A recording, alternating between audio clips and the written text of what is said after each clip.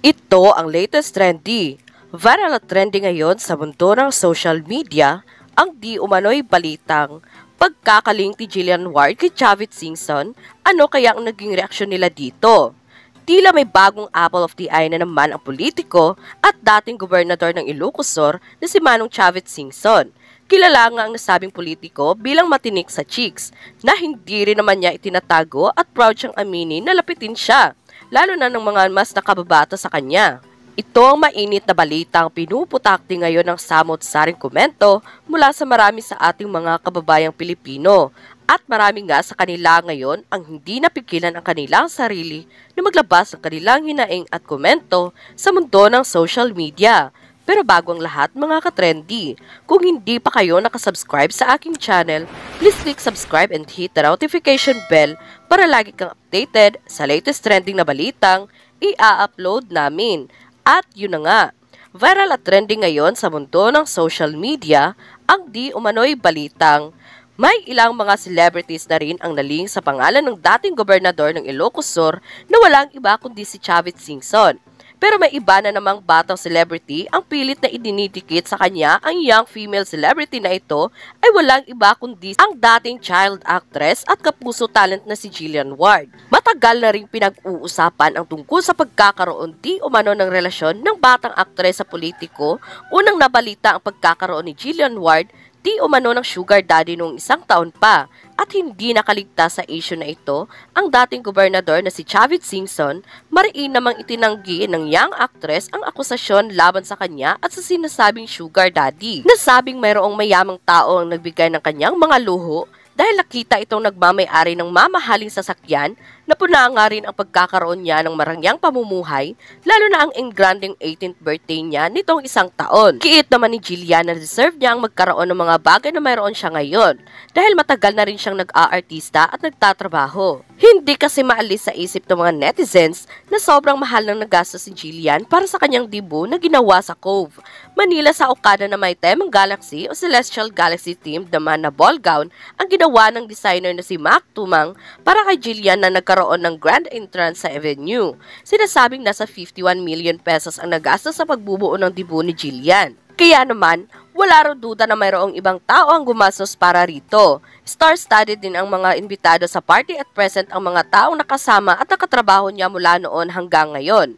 Maging ang mga executive ng GMA ay andun din at umaabot ng 800 ang naging bisita niya noong araw na yon. Sa unang pagkakataon noong isang taon nga ay napaunlakan ng panayam si Jillian at dito ay binuksan niya ang kanyang puso sa mga issue na ibinabato sa kanya.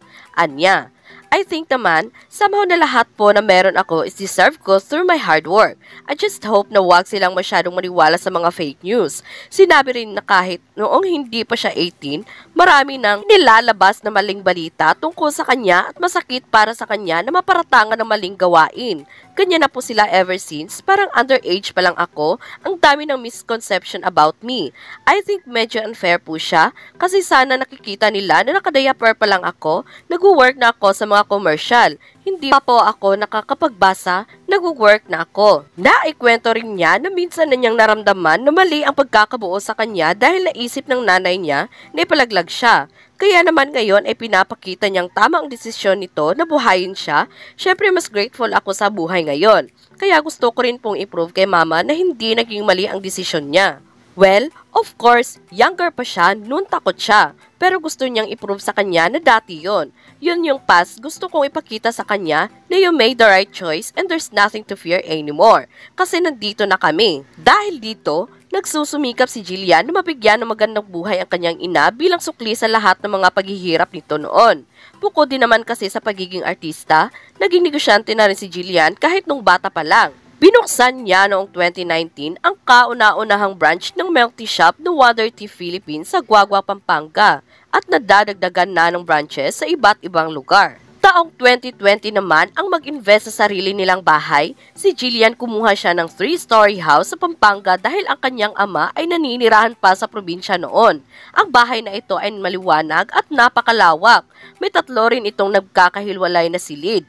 Makikita naman sa kanyang sariling kwarto ang walk-in closet niya at dahil isang artista ay mahilig din siyang manood ng mga pelikula. Kaya naman nagpagawa siya ng movie room, mayroon din silang banyo na may jacuzzi. Kaya naman ganun na lang ang lungkot na nararamdaman ni Jillian nang iling siya kay Chavit Singson. 45 taon pa lang noong nagsimulang mag-artista, si Jillian at hanggang ngayon ay hindi naniniwala sa limelight at patuloy ang pagdating ng mga trabaho sa kanya. Kaya naman imposible raw na maging sugar daddy niya si Manong Chavit. Para naman sa dating politiko, matagal na rin niyang naririnig ang chismis na ito. Kaya naman nagbigay na siya ng kanyang pahayag sa issue, sinabi niya na isang panayam na marites lang ang tungkol dito at marami lang talagang gustong idawit ang kanyang pangalan sa mga artista at sabihing merong espesyal na namamagitan sa kanila. Marites lang yan. Marites lang naririnig ko nga yan. Marami ngang nalilink sa akin, pero puro marites yan. Nagsimula kasi ang mga espekulasyon matapos lumabas ang ilang blind items online na nagpapahiwatig sa pagiging malapit ni na Chavit at Jillian.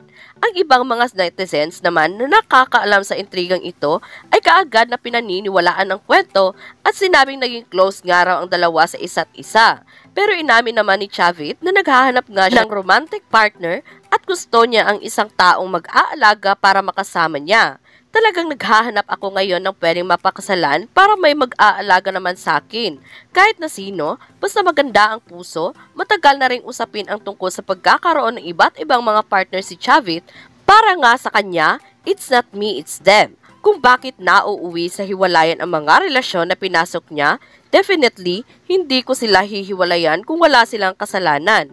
Unang ikinasal si Chavit kay Evelyn, kung saan mayroon siyang 7 anak, ngunit tuluyan naman silang naghiwalay.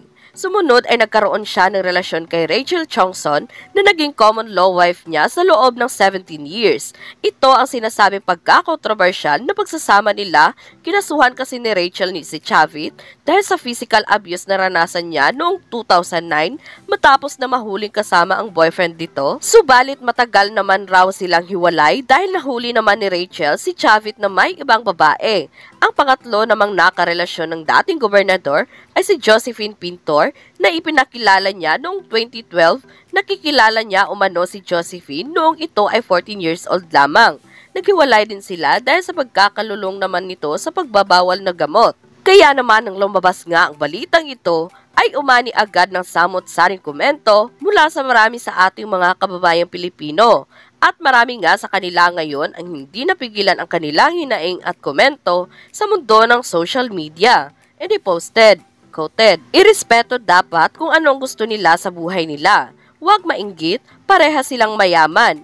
Buhay nila yan. Si Chavit gwapo na at mayaman pa. Si Jillian naman, maganda, talented at mayaman pa. Buhay nila yan. Pera ang nakakasira sa mga tamang desisyon. Sana wag naman po, kasi okay naman ang career niya, maganda naman. Sana humanap na lang ng binata at bata katulad niya." End quote. Sa ngayon nga ay wala pang maririnig na pahayag mula kay Jillian Ward tungkol sa muling naungkat na issue sa kanilang dalawa ni Manong Chavit. Tikumpang ang bibig ng kampo ni Jillian sa issue na ito at inaasahan na maglalabas din ang management ng Sparkle GMA Artist Center na kanilang pahayag tungkol dito at sa intrigang kinasasangkutan ng kanilang alaga sa lalong madaling panahon. At yun na nga mga katrendy, kung kayo ang tatanungin, ano ang masasabi mo sa video na ito? Huwag kalimutang mag-iwan ng komento sa baba para malaman ko kung ano ang naging reaksyon mo sa latest at trending na balitang ibinahagi namin. Maraming salamat po!